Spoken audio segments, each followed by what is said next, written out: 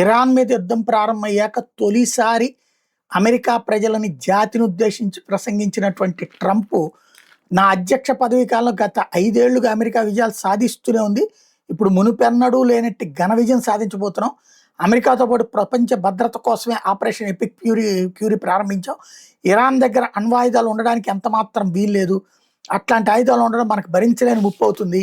గత ఏడాది ఇరాన్ అణు కేంద్రాలను ధ్వంసం చేశాం. అయినా సరే అక్కడ అణ్వాయుధ కార్యకలాపాలు ఆగడం లేదు. మరో చోట అణు కేంద్రాలు నిర్మించాలని చూస్తున్నారు. అణ్వాయుధాలపై ఇరాన్కి ఆశలు చావడం లేదు. నేరుగా అమెరికా భూభాగం మీద దాడి చేసేలా బాలిస్టిక్ క్షిపణులు ఇరాన్ తయారు చేస్తుంది. ఇరాన్ మీద యుద్ధంతో అమెరికాకు తప్పనిసరిగా మేలు జరుగుతుంది అని ప్రకటించారు. మీ పిల్లలు మీ మనవల భవిష్యత్తు కోసం పెడుతున్న నిజమైన పెట్టుబడి ఇది అంటూ ప్రకటించారు. ఆ ప్రకటన జరిగిన కాసేపటికే ఇరాన్ అణ్వాయుధ తయారీ ప్రయత్నాల అంతమే లక్ష్యంగా అమెరికా, ఇజ్రాయెల్ మరోసారి భారీ ఎత్తున దాడులకు దిగబడ్డాయి.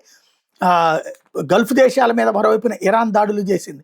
ఇందులో ఇస్ఫహాన్ సమీప క్షిపణి నిల్వ కేంద్రం మీద అమెరికా దాడులు చేసింది. నిల్వ కేంద్రంలో భారీగా పేలుడు జరిగింది. కొన్ని నిమిషాల పాటు ఆగకుండా నిల్వ కేంద్రం నుంచి పెద్ద ఎత్తున మంటలు ఎగసిపడ్డాయి. కరాజ్, టెహ్రాన్ నగరాల మీద అమెరికా దాడులు కొనసాగించింది. అమెరికా జరిపిన దాడుల్లో ఇరాన్ మాజీ విదేశాంగ మంత్రి కమల్ కరాజీ తీవ్రంగా గాయపడ్డారు. ఆయన భార్య చనిపోయింది. ప్రతిగా ఇజ్రాయెల్ మీద ఇరాన్ దాడులను ఉధృతం చేసింది. ఇరాన్ క్షిపణులు కూల్చే పనిలో పడ్డామని ఇజ్రాయెల్ తెలిపింది. బహ్రెయిన్లోని అమెరికా 5వ ఫ్లీట్ స్థావరం మీద ఇరాన్ దాడులు చేసింది. దుబాయ్ మీద ఇరాన్ డజన్ల కొద్ది క్షిపణులు, డ్రోన్లను ప్రయోగించింది. వీటిలో 19 క్షిపణులు, 26 డ్రోన్లను నేలమట్టం చేసామని దుబాయ్ చెప్పింది. ట్రంప్ వ్యాఖ్యల మీద ఇరాన్ ధీటుగా స్పందించింది. అపార ఆయుధ సంపత్తి మా సొంతం.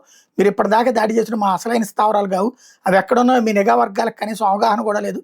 మాపై ఎంతగా బాంబులు వర్షం కురిపించి నష్టం చేకూర్చా ఇంకా ఎంతో మందుగుండా ఆయుధ నిల్వలు ఉన్నాయని ఇరాన్ ఆర్మీ చెప్పుకొచ్చింది.